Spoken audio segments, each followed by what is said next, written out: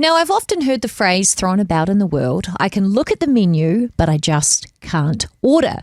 But as Christians, we know when it comes to marriage, Jesus has some pretty clear guidelines around protecting it and how we must be careful and vigilant about what we see, look at, and think about, because in reality, our thoughts can be sinful as well. And the fact of the matter is that in this life, marriage is a challenge, and it takes a lot of intentionality around making sure that we invest our time into the right things. And no relationship is exempt from things like extramarital affairs and the challenges and the temptations. And this morning we have the pleasure of being joined by Vigilant Jacobs from Family Life to talk about this and misconceptions that are worth breaking down today. Good morning, Vigilant. Thank you for joining us.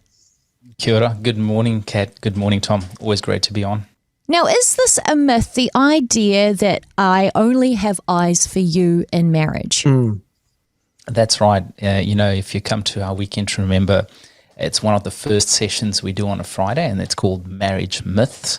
So myth busting, if you will. And, when people fall in love, the sparks fly, you get married. Of course, you resonate with that term, I only have eyes for you. It wouldn't even cross your mind to even think of having an affair. But the reality is other things will grab your attention. And I actually want to just maybe preface our discussion today with defining an extramarital affair, because it may not actually be what most people think of when you hear the word affair. Typically, when you think affair, you think it's a romantic relationship with another person. So that's an affair too, but an affair can actually be defined, in maybe in this way. And so, if we have anything that steals, that we treat as an escape from reality, or any other thing where we find our significance and our fulfillment and our sense of happiness, that could be an affair. So there are different shapes and sizes that can take on in the marriage. So, maybe we can, you've alluded to things that anything that kind of takes that space, but what maybe are some practical examples that we can look at? Or maybe another way of phrasing that question too is maybe some of the warning signs or red flags that there are things within our marriages that are beginning to take us into that space maybe. Yeah, that's right. So that's the thing. It's anytime we escape from the reality. So the reality being making each other a priority, my spouse. And one of those could be a love affair. So let's maybe start with the love affair. And, most people don't actually set out having a love affair. It starts very innocent, and it then becomes an emotional connection to another person. And before you know it, at home, you've got all these demands of family life, and, you get used to one another. They say familiarity breeds contempt. And so you have this relationship, this emotional relationship, friendship even, that develops. Before you know it, there's a desire that you maybe don't get fulfilled at home because you haven't put in the time and effort to make a great marriage happen, that, this seems very tempting, very, very alluring. But at the end of the day, it's an escape for reality. It's like the one guy who said, I married my wife for her looks, but not the looks she's giving me this day to these days. Okay. So that's if you think about a love affair. But let me quickly just talk about something else that can take our attention. What about the activities affair? When we use activities and we use busyness to actually escape from home, from the reality of, what's required from us as our role as a dad, if that's your role, or as a mom, or just as a husband or wife.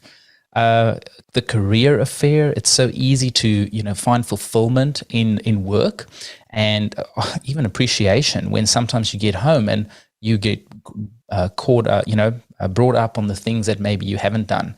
And life is demanding and the home is demanding, and maybe the appreciation hasn't been what it used to be. And so you're tempted to just stay longer at work because you nail that proposal and you're going to get praise from your boss. And so these activities, these things that take our focus and our priority away from this important relationship, our marriage, can lead to becoming an affair. Yeah, it's really interesting that you mentioned that, because it reminds me of the psalm we were reading yesterday and David's prayer for an undivided heart. And that was regarding his relationship with God. But we know that our marriages are, a reflection of the body of Christ and its marriage to God, the church and Jesus. And so I guess this whole idea of having a divided heart, there are so many things that can take that heart space. Like you say, career, activities, technology. There's so many things that can actually divide our hearts. But how do we make sure that we are keeping our marriages sacred in terms of keeping our hearts, keeping that special place in our hearts for our marriage, for our spouse? And why do you think it's so hard to do this? Yeah, look, Kat, I think one of the biggest misconceptions that people have, and we get taught this through the media and society all the time, is like, pursue your happiness. Life is all about the pursuit of happiness. And we get tricked into believing that marriage is all about, bringing us fulfillment and making us happy people. Whereas someone said the other day, marriage is probably one of the best discipleship experiences that God has given us on this earth, because it trains us how to actually walk as disciples of Jesus, and how to lay down our lives for our spouse, how to make them the priority. It's not about my happiness and my fulfillment. Sure, happiness and fulfillment are the results and the fruit of a marriage that is thriving. I mean, there are a few things in the world that can give you that type of fulfillment than would do a thriving marriage relationship. But I think a lot of people forget that before we get there, it requires sacrifice. It requires a recurring pattern of making each other the priority. So you ask, what is the temptation and why is it so hard? It is hard because in this world, we are culturized to seek instant gratification, instant satisfaction. And when marriage doesn't promise or doesn't deliver on that promise, we think we need to go and find it elsewhere.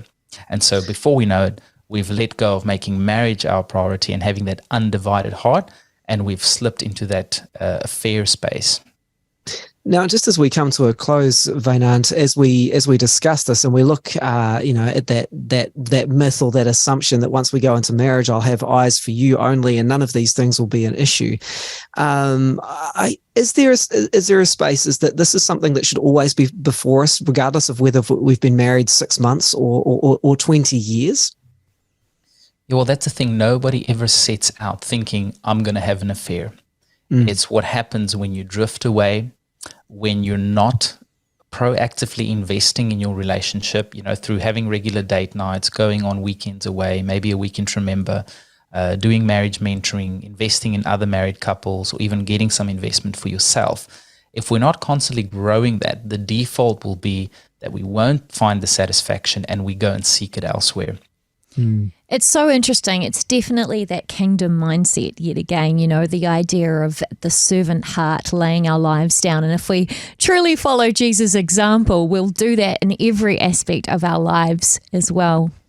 And, not making assumptions in our marriage, which is why we have these conversations and challenging. Vainant Jacobs with us from Family Life New Zealand. And look, there's a whole range of resources. Vainant, you mentioned marriage mentoring, etc. So if you want to find out more, you can hit up the website at any stage at familylife.nz. But Vainant, again, appreciate your thoughts and your time on the show as we continue to bust some of these marriage myths.